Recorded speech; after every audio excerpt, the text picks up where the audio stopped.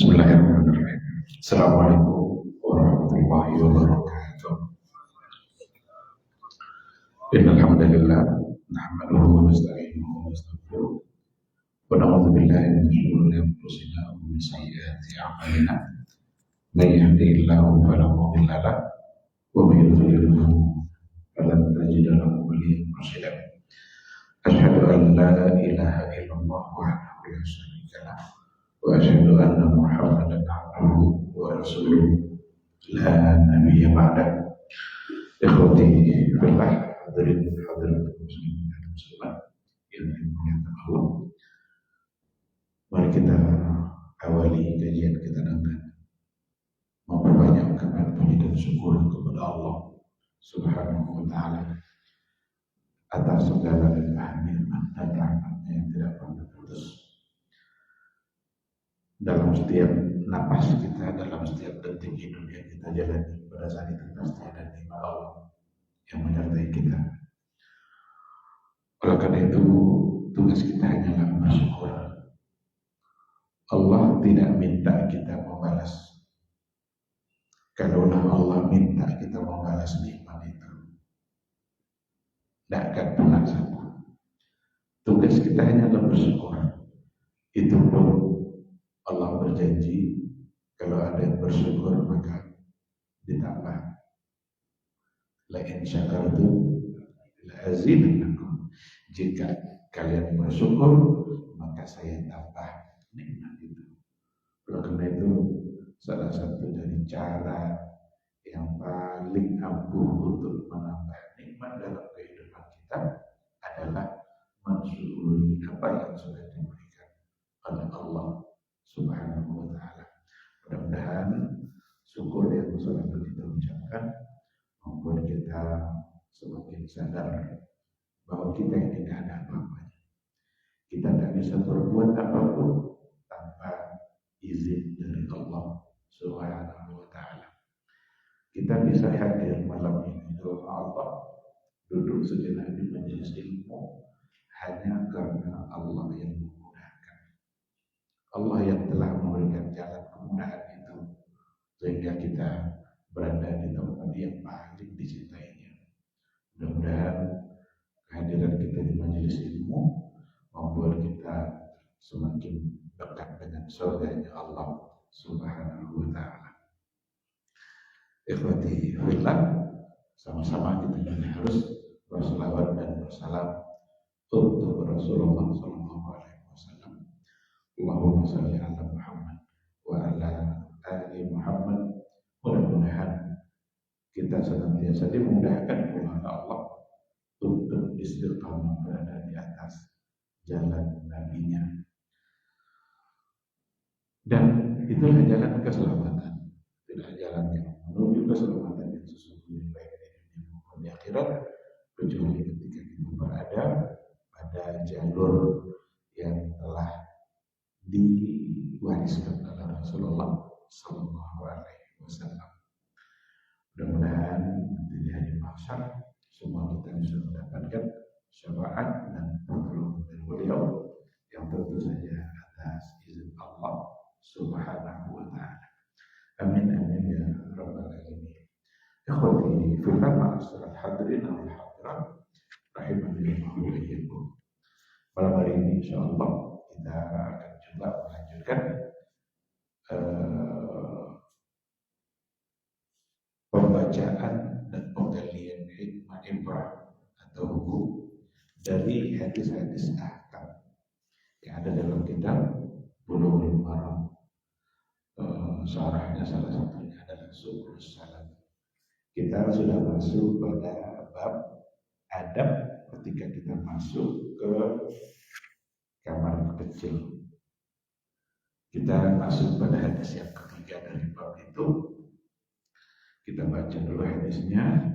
Qala al-musannif rahimahullah wa an Anas radhiyallahu anhu qala kana Rasulullah sallallahu alaihi wasallam yadkhulu al-khala fa ahmilu ana wa ghulamun nahwi idawatan min ma'in wa anaza fa yastanji bil ma' muttafaqun alaihi. Datang dari Anas ibn Malik, semoga Allah meridainya, seorang sahabat mulia yang menjadi pembantu Rasulullah Sallallahu Alaihi Wasallam ketika beliau masih berumur kanak-kanak. Datang hadis ini dari beliau. Dia berkata, karena Rasulullah Sallallahu Alaihi Wasallam adalah Rasulullah Sallallahu Alaihi Wasallam. Yadkhulu al-khala. Dia masuk ke al-khala. Khala di sini artinya adalah al-fadha. Al-fadha itu tanah lapang, tidak ada siapa-siapa. Tapi istilah al-khala ini sebagai kiasan untuk tempat qada al-hajat. Untuk tempat qada al-hajat. Baik itu buang air besar maupun buang air kecil. Kalau di kita sekarang barangkali tidak lagi khalanya dalam bentuk tanah lapang, tapi khalanya kamar mandi. Karena khala itu tempat tersembunyi dan kamar mandi di mana kita bersembunyi di dalamnya, tidak dilihat oleh siapapun. Rasul masuk ke al-khala, al-fadha, tempat di mana ingin qada hajat. Fa ahmilu ana wa ghulamun nahwi. Maka saya membawakan untuk Nabi itu, saya wa ghulamun nahwi. Saya bersama seorang yang seumuran dengan saya. Berarti ada orang lain yang menemani Anas. Karena banyak di antara sahabat-sahabat yang lain yang dia mau merelakan dirinya untuk membantu Rasulullah Sallallahu Alaihi Wasallam. Maka kata Anas, saya dan seorang yang lain. Nahwi itu di antara maknanya yang seumuran dengan saya. Ada juga yang memaknainya yang sama pekerjaannya dengan saya. Berarti sama pekerjaan, sama-sama membantu Rasulullah Sallallahu Alaihi Wasallam. Apa yang saya bawa? Kata Anas itu, saya membawakan untuk Nabi idawatan min ma. Idawah itu tempat air yang terbuat dari kulit. Nah, jadi pada masa dulu orang Arab itu kan kulit itu kan sangat berarti sekali bagi mereka. Kulit kambing atau kulit apa itu bisa dibuatkan untuk tempat air. Min ma'in, dari air, maksudnya tempat yang di dalamnya ada air. Idawatan min ma. Wa anazah. Anazah itu diantara maknanya adalah asal tawilah, tongkat yang agak panjang. Ada juga yang memaknai anazah itu dengan ruhin qasir, anak panah yang dijadikan untuk memanah. Kira-kira barangkali ada segini. Jadi ada yang mengartikan dengan asal tawilah, tongkat yang panjang, atau anak panah yang pendek. Fayastanji bil ma. Kemudian atau lalu Rasulullah Sallallahu Alaihi Wasallam beristinja bil ma dengan menggunakan air yang dibawa oleh Anas tadi. Muttafaqun alaihi. Hadis ini disepakati kesahihannya oleh para ulama hadis. Baik, ini hadis yang ketiga yang saya kira dari apa yang kita terjemahkan tadi, mungkin sebagian besar sudah begitu mudah untuk kita pahami. Tapi intinya Anas menceritakan bahwa Rasulullah SAW masuk atau pergi ke tempat dia ingin qada hajat, lalu Anas lah yang membawakan air. Di sini Anas mengatakan ana wa gulam, saya dan seseorang. Istilah gulam itu untuk anak kecil. Ada yang mengartikan anak kecil yang menjelang umur 7 tahun. Itu disebut dengan gulam. Tapi ada lagi disebut juga gulam secara bahasa majaznya saja, itu untuk anak-anak yang masih belum tumbuh jenggotnya. Berarti masih belum dewasa atau belum itu bisa disebut sebagai gulam. Kebanyakan kata gulam itu untuk anak-anak yang masih kecil. Maka dalam hadis Nabi pernah juga dikatakan ada seorang gulam di samping Nabi. Ketika Nabi berada dalam satu jamuan anak kecil, gulam di sana kecil. Lalu anak kecil itu mengambil makanan, menjangkau makanan yang jauh dari dia. Padahal di depan dia ada makanan. Nah ketika itulah Nabi mengatakan ya gulam, wahai gulam, berarti wahai anak kecil. Wajar menjangkau seperti itu karena dia masih kecil. Jadi belum tahu malu, tidak beda dari kemarin. Jika tidak pantas untuk dilakukan, tapi karena dia kecil, ya Nabi bilang, ya gulam, wahai anak kecil, samillah, bacalah bismillah ketika mau makan. Kul biyaminik, makanlah dengan tangan kanan. Wa kul mimma yalik, dan makanlah apa yang ada dekat-dekat sekitar kamu. Berarti Nabi menunjukkan satu adab. Kalau seandainya kita makan, maka tidak mesti kita melompat-lompat tangan kita sampai ke mana-mana, karena itu dianggap kurang beradab. Yang jadi syahidnya itu kata ya gulam. Nah sekarang kata Anas, anak wa gulam, saya dan seorang anak. Ada yang mengatakan dia adalah Ibnu Mas'ud. Karena memang Ibnu Mas'ud itu orang yang juga mewakafkan dirinya untuk membantu Rasulullah Sallallahu Alaihi Wasallam. Tetapi Ibnu Mas'ud dia tidak seumuran dengan Anas. Ini Mas'ud lebih tua. Sekarang Anas bilang anak wa gulam. Saya dan seorang anak yang seumuran saya. Dan maka sebagian mengatakan itu bukan Ibnu Mas'ud. Karena Ibnu Mas'ud tidak seumuran dengan Anas. Andaikan yang dimaksud itu adalah Ibnu Mas'ud, berarti yang dimaksud nahwi itu bukan umur, tetapi adalah dan seseorang yang sama pekerjaannya dengan saya. Bukan sama pada sisi umur. Karena ada yang mengatakan dia adalah Ibnu Mas'ud, bahkan sebagian mengatakan adalah Abu Hurairah. Tapi untuk dikatakan Abu Hurairah itu lebih jauh lagi, karena Abu Hurairah baru masuk Islam justru 3 tahun menjelang Rasul wafat. Itu setelah perang Khaybar tahun 27 Hijriah, barulah beliau masuk Islam berdasarkan kepada catatan sejarah. Ada yang mengatakan dia adalah Jabir bin Abdullah. Jadi terjadi perbedaan di kalangan para ulama ketika Anas mengatakan wa gulam nahwi. Siapapun orangnya, apakah itu Mas'ud, apakah itu Jabir bin Abdullah, tapi yang jelas Anas tidak sendiri. Berarti Anas bersama seseorang yang memenuhi hajat Nabi. Karena Nabi pergi ke tempat sunyi, khala itu dipastikan untuk qada hajat. Maka yang diperlukan adalah air. Maka Anas lah yang membawa air itu bersama yang tadi. Idawatan, ada satu tempat yang di dalamnya ada air. Wa anazah. Anazah di situ tadi ada dua.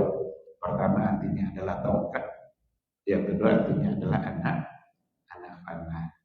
Lalu apa hubungan antara air dengan tongkat? Ada air, juga ada tongkat.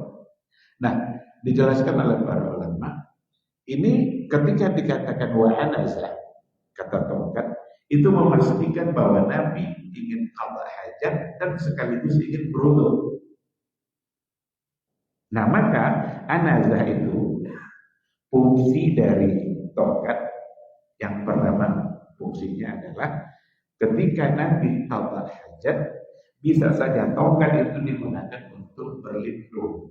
Dalam artian ditegakkan tongkat lalu diletakkan di situ kain. Jadi ketika ada tongkat yang ditegakkan, maka diletakkan di situ kain, berarti bisa menjadi tempat setidaknya itu adab di dalam qada hajat. Itu fungsi yang pertama. Kemungkinannya seperti itu. Yang kedua, karena di situ ada tongkat. Nabi ketika dia qada hajat, lalu kemudian seandainya setelah itu dia berwudu dan dia ingin mengerjakan sholat, maka Nabi akan sholat dan menjadikan tongkat sebagai sutra. Itu hubungan. Karena di sini idawatan min ma'in wa anazah. Sepertinya kok ada air dan tongkat. Buat apa tongkatnya?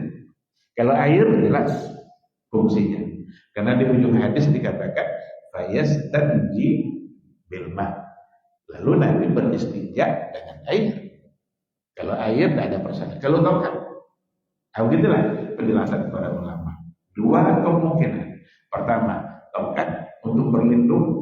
Ketika di tongkat diletakkan pakaian, kan bisa aja ambil serban lalu digantungkan di situ, maka bisa menjadi tempat berlindung. Atau andaikan Nabi selesai qada hajat, lalu dia pergi ke tempat yang lain dan dia ingin sholat, maka Nabi menggunakan tongkat sebagai sutra. Dan itu juga pertanda bahwa sutra mengambil sutra dalam sholat sebagai sebuah sunnah. Dan Nabi dalam riwayat dikatakan menjadikan sutra bermacam-macam. Kadang pedang, kadang anak panah, kadang tongkat. Yang penting ada sesuatu yang muncul, yang nampak. Jadi sutra itu mesti nampak. Maka garis yang ada pada sejadah itu tidak bisa disebut sebagai sutra. Umpama seseorang salah di situ, kan sutra saja ini garis ini, tidak bisa. Karena sutra itu mesti asya musakhasah, sesuatu yang muncul nongol ke atas. Apa saja, mau tongkat, mau panah. Maka sekarang di masjid-masjid kadang dibuatkan tempat satu bentuk sutra. Tujuannya adalah andaikan ada orang yang jauh dari dinding, maka dia bisa menjadikan itu sebagai sutra. Nah, jadi itu banyak hubungannya antara tempat air dengan tongkat. Fayastanji bil ma', kemudian Nabi beristinja dengan air. Ada penjelasan para ulama. Imam Malik menolak bahwa Nabi itu beristinja dengan air. Karena dalam hadis yang lain yang diyakini oleh Imam Malik, anjuran Nabi kalau namanya istinja itu dengan menggunakan batu. Iza stanja ahadukum falyastanji bi thalathati ahjar. Kalau seandainya kalian beristinja, maka beristinjalah dengan menggunakan tiga batu. Oleh karena itu, Imam Malik kecenderungannya adalah mengatakan bahwa Nabi tidak beristinja dengan air. Yang tadi itu air berarti untuk berwudu, bukan untuk beristinja. Akan tetapi Imam Sanadi itu mengatakan ketika ada riwayat yang langsung mengatakan bahwa Nabi beristinja dan menggunakan air, maka tertolaklah apa yang dikatakan oleh Imam Sanadi. Nah, beginilah cara kita dalam menyikapi perbedaan yang datang dari kalangan para ulama. Jadi ketika ulama bilang begini, anggaplah pada contoh ini, Imam Malik dan mengatakan mengingkari bahwa Nabi beristinja pakai air karena Nabi beristinja hanya pakai batu. Nah ternyata ada nas yang langsung mengatakan bahwa Nabi beristinja dengan air, dan itu ungkapan dari Anas. Anas sebagai pembantu Nabi di luar rumah. Riwayat terkait dengan pribadi Nabi di luar rumah itu banyak datang dari Anas. Memang dia membantu. Tapi kalau di dalam rumah, tak lagi dari Anas, dari istri-istrinya, mungkin dari Aisyah, dan dari Ummu Salamah. Oleh karena itu, ini sangat kuat untuk kesahihannya, maka muttafaqun alaih. Oleh karena itu, karena ada riwayatnya langsung yang bertentangan dengan ungkapan seorang ulama, maka ungkapan ini mesti ditinggalkan. Dan itu bukan berarti kita sedang merendahkan Imam Malik. Nah, itu menandakan bahwa kita patokannya, umat Islam secara keseluruhan mestilah patokan dalam beribadah adalah ikhlas. Nah, ini kadang-kadang yang kurang dipahami. Begini kata Imam Syafi'i, begini kata Imam Malik, begini kata Imam. Oke. Menurut hadis gimana? Kita tidak sedang. Kalau kita tinggalkan pendapat Imam Malik ini, apakah kita sedang merendahkan Imam Malik? Tentu tidak. Imam Malik sebagai seorang ulama besar, Imam Darul Hijrah, semua orang kembali kepada dia pada masa itu. Kalau ada yang tidak paham hadis, nanya ke dia. Tidak mungkin untuk direndahkan. Tapi ketika ada pandangan dia yang tidak sejalan dengan yang ada pada hadis, maka yang dikedepankan adalah hadis Rasulullah Sallallahu Alaihi Wasallam. Oleh karena itu, kata Imam Sanadi, tidak ada lagi artinya kita berpegang kepada apa yang dikatakan oleh Imam Malik, fala sima'a li'inkari Malik. Ini bahasa dia. Fala sima'a, maka tidak perlu lagi didengar untuk pengingkaran Imam Malik boleh beristinja dengan air, sebab nas yang mengatakannya. Lalu kalau dibawa kepada hukum, sebenarnya istinja itu pakai air atau pakai batu? Sekarang yang pakai air ini ada. Berarti ini sunnah Nabi. Dari sisi fi'li juga ada bahwa qauli ini fi'li. Kalau qauli perkataan adalah batu. Apabila seseorang beristinja, maka beristinjalah dengan 3 batu. Maka kata para ulama, andaikan seseorang beristinja baik dalam menggunakan batu atau dalam menggunakan air, maka duanya adalah sesuatu yang sunnah. Al-afdal, bahkan dikatakan di sini al-jumhur minal ulama, jumhur ulama ala anna al-afdal al-jam'u bain hijarati wal ma'. Jadi yang afdal adalah menghimpun keduanya, batu dulu lalu air. Fa in iktasara ala ahadihima. Tapi kalau seandainya dia memilih salah satunya, tidak digabung dua-duanya, dia hanya memilih salah satunya, fal afdal al-ma. Maka yang lebih afdal adalah air. Dah paham kan? Ini hadis berkaitan dengan keseharian kita. Fal afdal al-ma. Yang lebih baik adalah dengan menggunakan air. Tetapi jika menggunakan batu itu sudah cukup. Kalau batu mesti 3. Sekarang mungkin tidak ada lagi yang pakai batu. Sampurna saja pakai batu.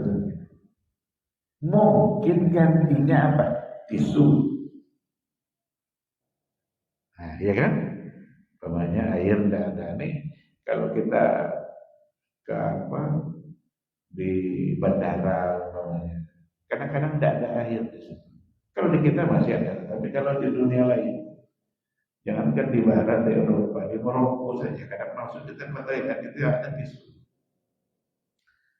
Air hanya untuk yang penting-penting saja, tapi tempat kita istinja itu di situ hanya disediakan tisu umpamanya. Nah, andai kan hanya itu, berarti lakukan 3 kali. Dan ketika dilakukan 3 kali, membuat kita sudah yakin. Maka tidak boleh ada was-was. Tidak boleh muncul was-was. Tapi kalau sekali, mungkin masih kita berpikir, ini sudah bersih atau belum? Maka jika batu, kata Rasul, falyastanji bi thalathati ahjar. Maka hendaklah dia melakukannya sebanyak 3 kali. Baik, ikhwati fillah, itu beberapa hukum yang terdapat di dalam hadis ini. Ada di antara pelajaran yang disebutkan di sini, tetapi tidak terdapat pada hadis. Ada pada hadis pendukung yang lain, di mana dikatakan min adabil istinja bil ma mashul yadi bit turab. Di antara adab istinja dengan air itu adalah mengusap tangan yang sudah kita gunakan untuk beristinja tadi ke tanah. Berarti tujuannya adalah supaya tangan kita kering atau bersih. Itu berdasarkan kepada hadis yang lain datang dari Abu Hurairah, diriwayatkan oleh Abu Dawud. Abu Hurairah berkata, karena Rasulullah SAW jika ata al-khala, adalah Rasulullah SAW apabila dia datang atau pergi ke tempat qada hajat, ataitu bima'in. Jadi kata Abu Hurairah, saya bawakan untuk dia air di fi taurin aw raqwa. Ada tempat yang dibawa oleh Abu Hurairah yang di dalamnya ada air. Fastanja minhu, lalu Nabi beristinja dengan air itu. Summa masaha yadahu 'alal ardi. Lalu Nabi mengusapkan tangan yang basah tadi ke tanah. Di sini diambil adabnya. Kalau kita barangkali tidak lagi ke tanah, karena kita hajatnya tidak di tempat yang lapang, berarti bisa saja lagi-lagi apa yang bisa mengeringkan tangan, bisa tisu, bisa kain lap, bisa handuk kecil yang kita khususkan, sehingga tangan yang tadi kena oleh najis sudah disiramkan kepadanya air, itu pun sudah kering. Jadi semakin yakin kita dengan kesucian tangan kita. Pantas untuk dimaknai seperti itu, karena memang keadaan sekarang sudah tidak persis sama dengan pada masa Rasulullah Sallallahu Alaihi Wasallam. Ini pelajarannya. Ada juga al-haditsu dalilun ala jawaz al-istikhdam lis-saghir. Hadis ini dapat dijadikan dalil boleh untuk istikhdam lis-saghir, untuk menjadikan anak-anak yang masih kecil sebagai pembantu, tentu sesuai dengan kerja yang bisa dia lakukan. Maka Nabi menjadikan Anas atau menerima Anas ketika diserahkan oleh ibunya untuk membantu, dan Rasul memberikan Anas itu tugas yang memang yang sanggup untuk dia lakukan. Itu hadis yang ketiga. Sekarang kita ambil hadis yang keempat. Hadis yang keempat datang dari Al-Mughirah ibnu Syu'bah radhiyallahu anhu. Qala li an-nabi sallallahu alaihi wasallam khudh al-idawa fantalaqa hatta tawara anni faqad hajatahu muttafaqun alaihi. Ini hadis datang dari Mughirah ibnu Syu'bah. Dia berkata kepada saya Rasulullah Shallallahu Alaihi Wasallam. Jadi Nabi berkata kepada Mughirah ibnu Syu'bah, dan Mughirah adalah seorang sahabat Rasul Shallallahu Alaihi Wasallam yang mulia. Apa kata Nabi kepada Mughirah? Khudhil idawah, ambilkan idawah. Idawah apa tadi? Idawah tempat di mana di dalamnya ada air. Kalau kita bawa ini kita sekarang kayak gayung atau kayak ember kecil, pokoknya ambilkan air. Idawah tempat, tapi yang dimaksud adalah air. Lalu Mughirah mengambilkan air itu untuk Nabi. Fatalaqa hatta tawara'an. Lalu Nabi pergi menjauh dari saya. Artinya hatta tawara'an, yang menjauh itu sampai tak terlihat. Sampai tak terlihat, berarti Nabi mencari tempat yang betul-betul sunyi, yang jauh dari pandangan orang. Ini sebenarnya banyak ini yang harus kita rubah dalam hal-hal yang terjadi di kita. Contoh, masjid-masjid besar, masjid-masjid besar, itu kadang-kadang disediakan tempat pipis tegak, lalu 1, 2, 3, hanya dibatasi oleh sebidang. Sambil tegak pula ada. Kadang ngobrol pula ada berdua.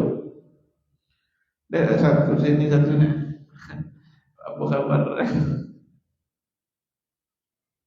Ini kan Nabi ketika buang air justru menjauh.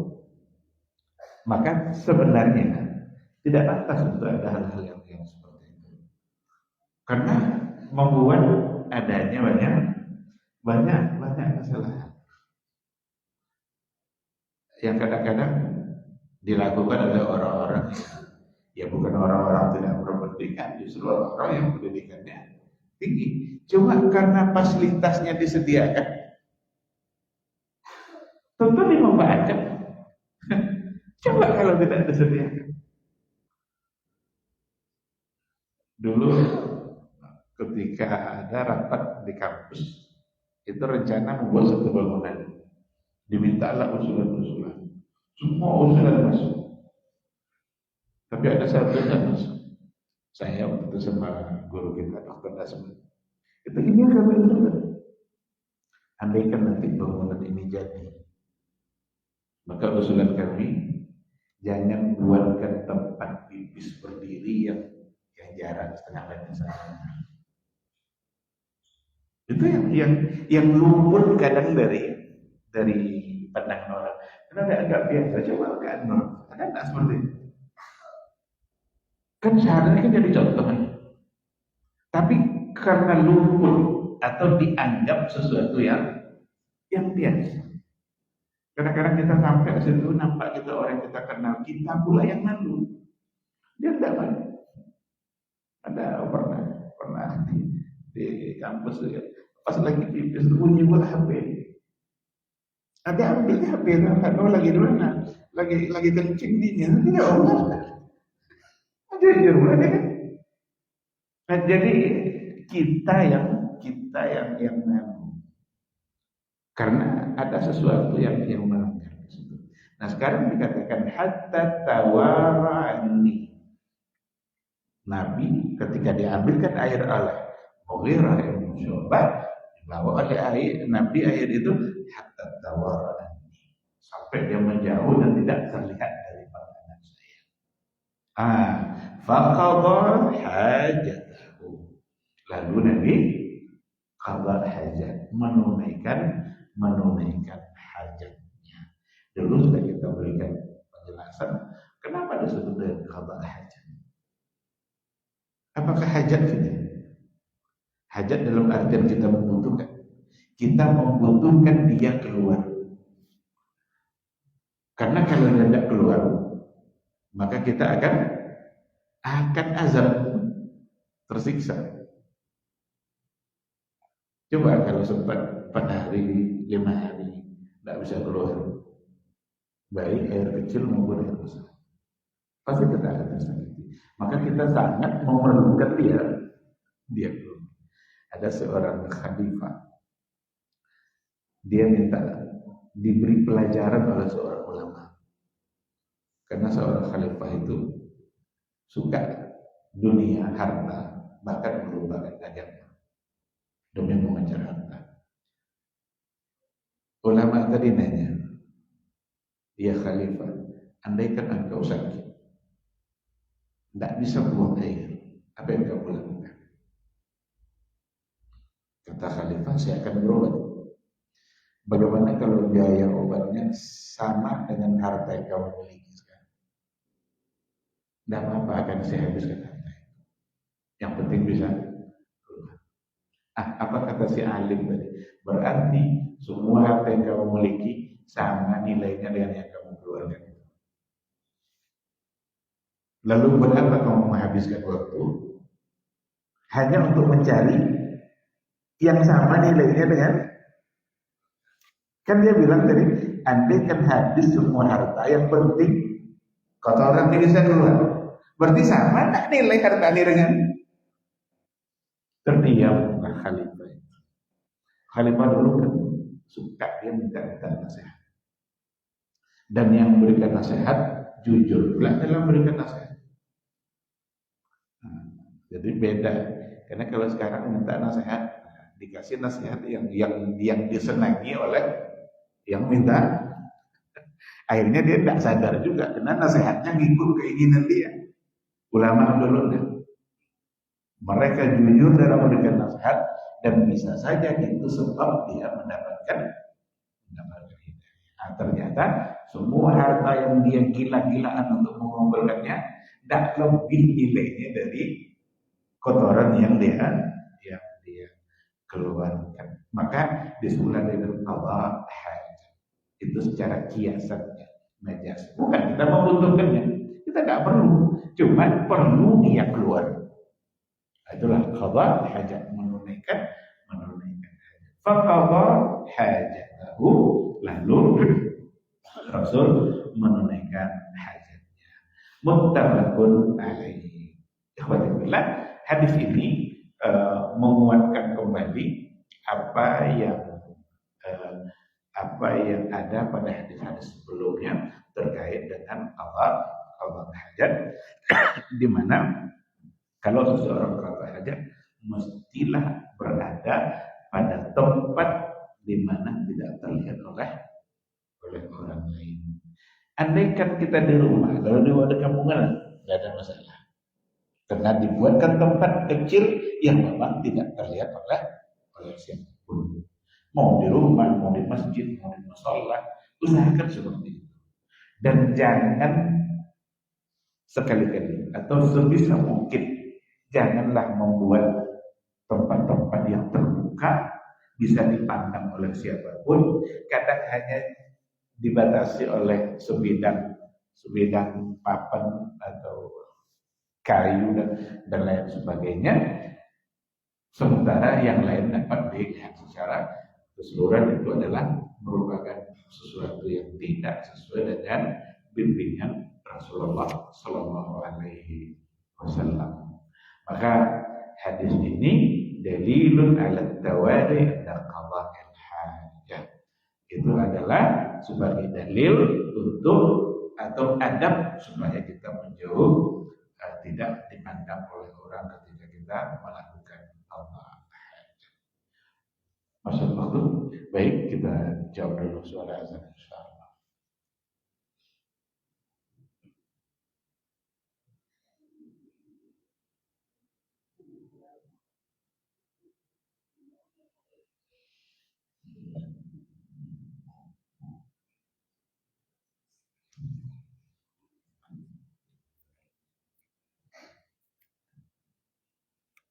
Allahu Akbar,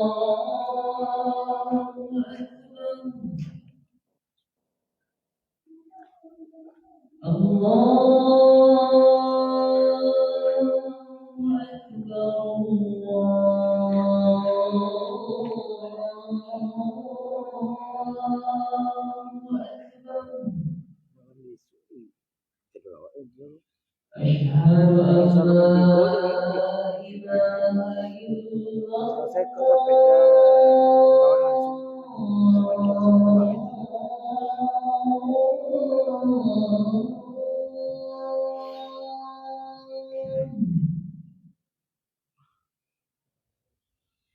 أشهد أن لا إله إلا الله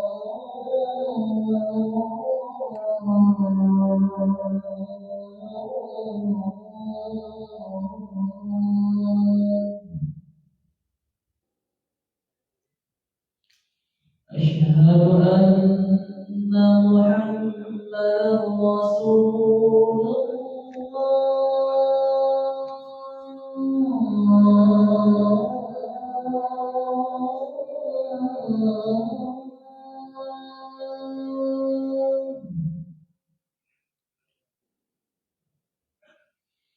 أشهد أن محمدا رسول الله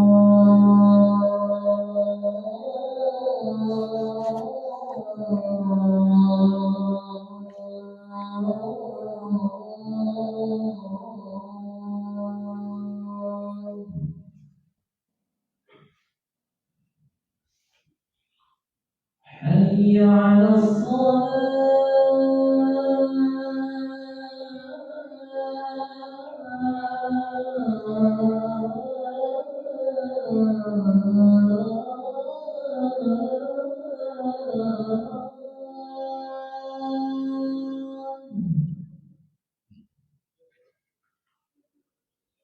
حي على الصلاة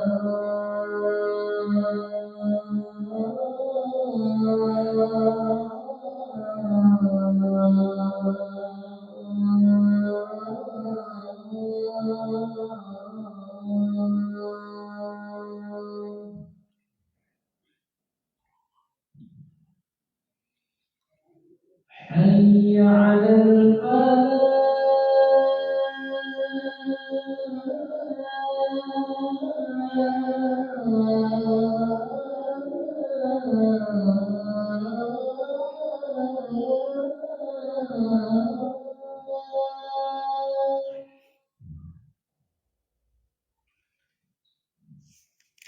حي على الفلاح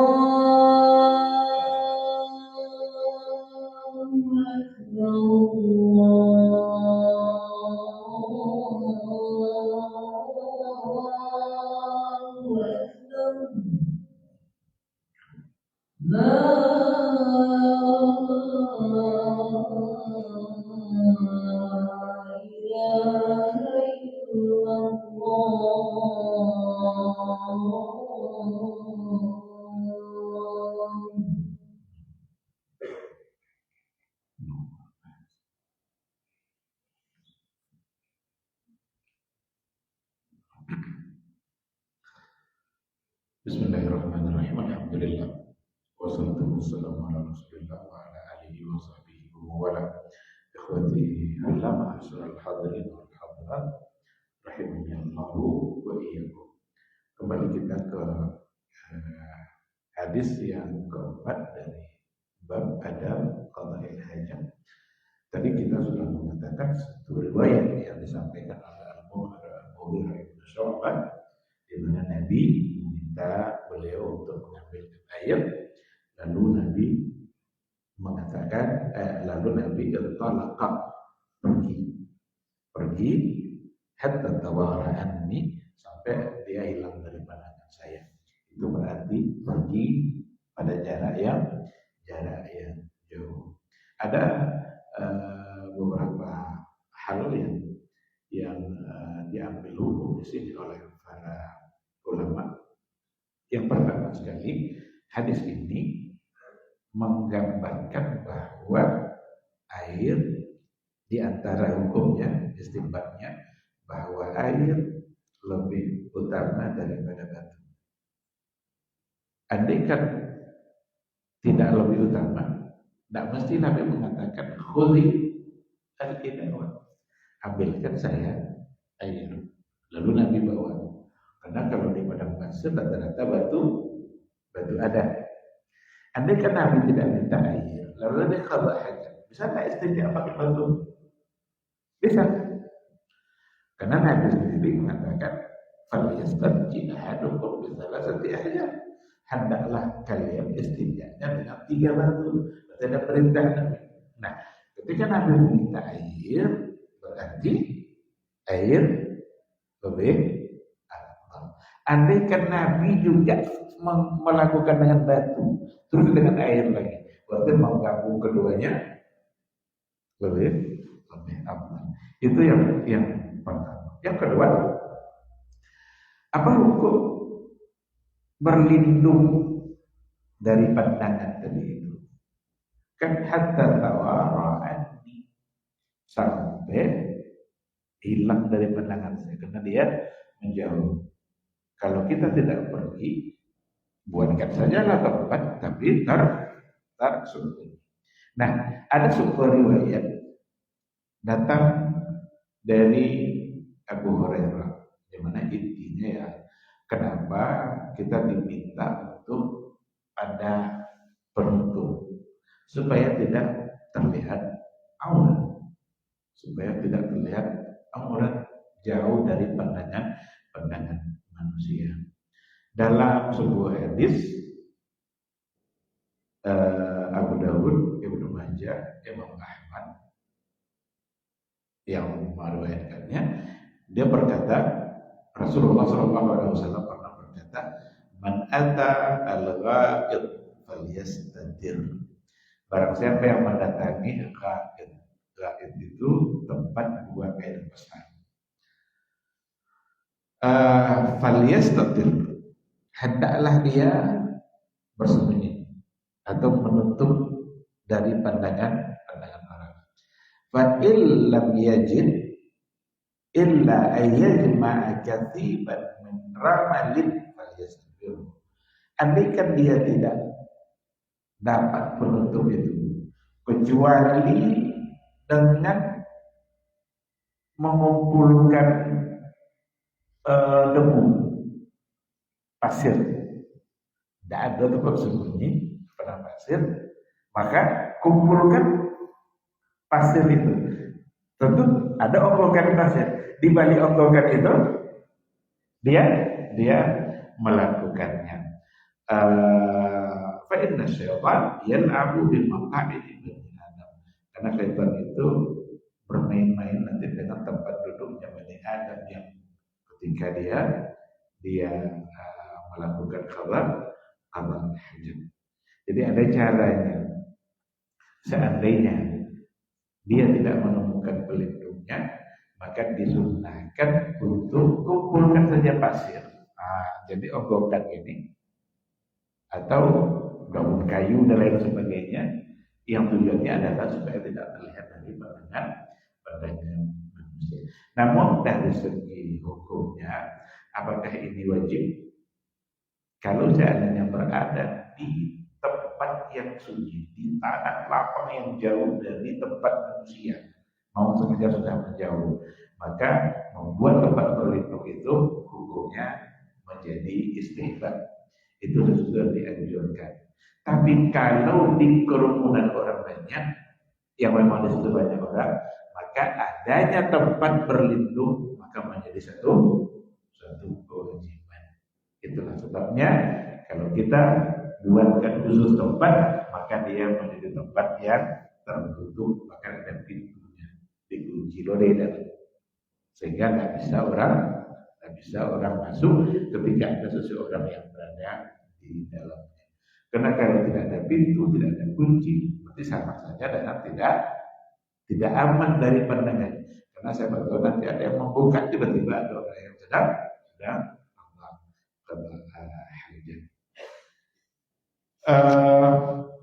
Karena di ujung hadis itu dikatakan man fa'ala faqad ahsan.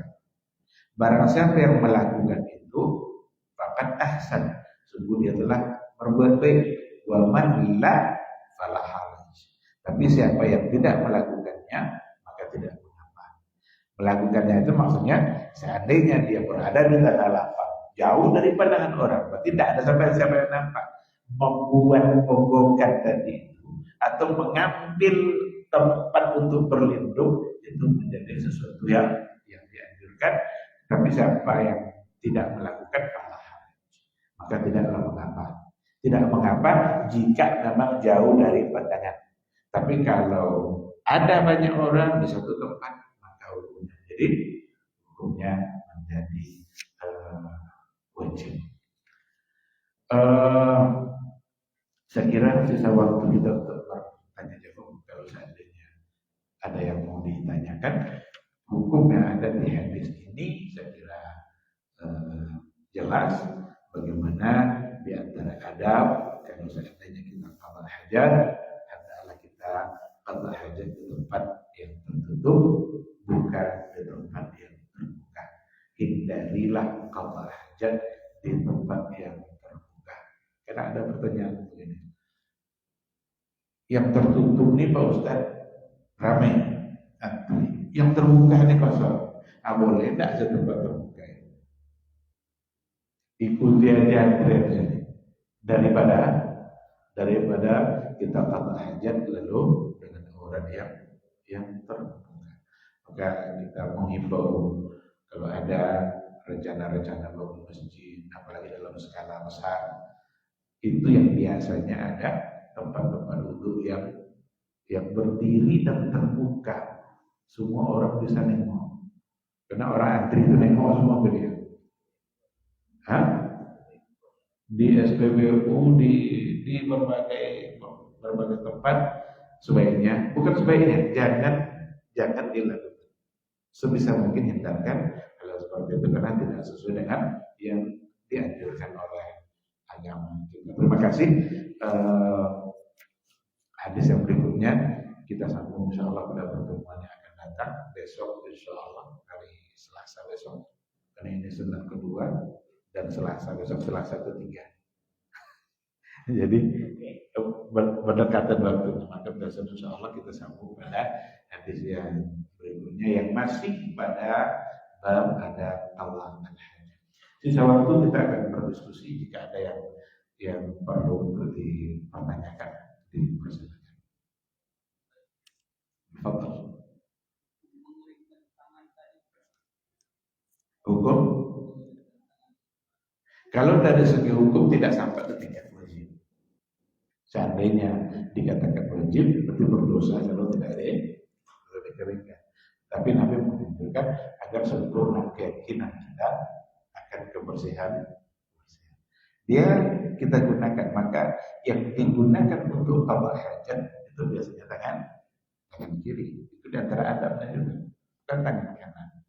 Kenapa? Para ulama memberikan penjelasan. Kanan ini sering atau kita gunakan untuk zikir, subhanallah, subhanallah, subhanallah, atau untuk makan. Biarlah pada tangan yang kiri, maka jangan gunakan selesai zikir sini sambung sama sini. Nah, lanjutkan masih tetap dengan tangan. Nah, sekarang kena najis, karena kita membersihkan dengan menggunakan tangan kiri. Nah, kita bersihkan pakai air. Sudah bersihkan pakai air. Karena yang paling pas untuk membersihkan adalah pakai air. Nah, agar lebih meyakinkan lagi, maka Nabi gesek-gesekkan tangannya ke tanah. Kita tahu kalau tanah pada pasir di Arab itu kan kering kan, kering keras dia. Nah, sama dengan tanah kita gini kan masuk telunjuk kita ke tanah itu kan. Nah, tapi kalau di sana kering dia diginikan oleh Nabi tangannya. Di mana tujuannya adalah supaya benar-benar meyakini akan kebersihan. Tetapi tidak sampai ke tingkat kunci. Itu di antara adab yang kalau seandainya kita lakukan, ya bukan dengan tanah, tapi mungkin dengan dilap dengan tisu atau dengan handuk dan lain sebagainya. Wallahu subhanahu wa ta'ala. Ada lagi? Ah,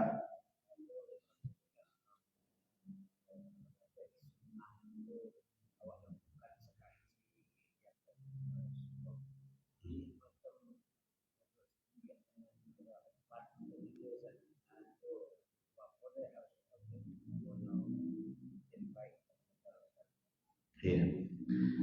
Ada untuk hal-hal hukum yang bisa dikatakan seperti itu, tapi tidak pada semua. Umpama Nabi sholat duha.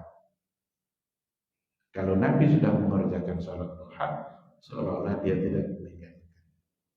Tapi nanti kalau Nabi sudah mulai meninggalkannya, seolah-olah dia, ini kalau nggak salah dari Aisyah, seolah-olah dia tidak pula mengerjakan.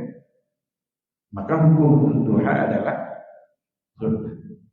Dikarenakan ada hukum duha adalah sunnah, maka untuk sholat duha mesti kita pernah melakukannya. Karena kalau tidak pernah melakukan nanti seolah-olah dia menjadi haram. Karena kita tidak pernah melakukan. Bahkan yang sunnah seperti tadi itu jangan pula terus seolah-olah dia menjadi wajib. Seolah-olah menjadi wajib. Tinggalkan pula. Apalagi pada posisi yang memang orang akan anggap itu sebagai sebuah nampak sama dia sesuatu itu Ustaz itu tuh hidup ada jangan-jangan wajib. Kalau sampai kepada keyakinan itu, maka perlu untuk ditinggalkan sekali-kali untuk memberikan pelajaran. Inilah yang dilakukan oleh Abu Bakar, Ibnu Abbas dan sahabat yang lain. Pernah di 1 tahun hari raya hajinya nggak berkorban. Dibawa agak 3 kilo. Inilah korban Abu Bakar. Tujuannya apa? Untuk memberitahu kepada masyarakat luas bahwa kurban tidak. Karena kedudukan beliau sebagai khalifah, andaikan tidak diberi pelajaran seperti itu, jangan-jangan orang menganggap sebagai satu kewajiban. Nah, maka untuk yang seperti tadi, betul. Tapi ketika ada ini, terus ada yang lebih baik daripada itu, maka tak mengapa kalau seandainya ini tidak kita lakukan, karena dua-duanya adalah bagian dari sunnah Rasulullah Sallallahu Alaihi Wasallam. Namun, andaikan satu ketika nanti kita berada pada keadaan yang memang kita harus melakukan tadi itu, tidak ada air, yang ada hanya tisu, ya berarti kita bisa mengganti air dengan tisu, karena memang dibolehkan ada benda lain selain daripada air. Kalau pada masa Nabi bisa batu, bisa ada daun-daun. Daun-daun inilah yang dikiaskan padanya tisu. Wallahu subhanahu wa ta'ala. Ada lagi? Kalau masih ada satu terakhir, kalau tidak kita tutup waktu. Cukup? Baik, kalau tidak ada, saya kira sampai di sini kajian kita pada malam hari ini. Kita sambung insya Allah pasal malam. Mudah-mudahan Allah memudahkan kita untuk bermajelis dan mudah-mudahan majelis kita diberkahinya. Yang dengan itu kita bisa mendapatkan ilmu dan semangat untuk mengamalkan ilmu yang kita dapatkan. Subhanakallahumma wa bihamdika asyhadu an la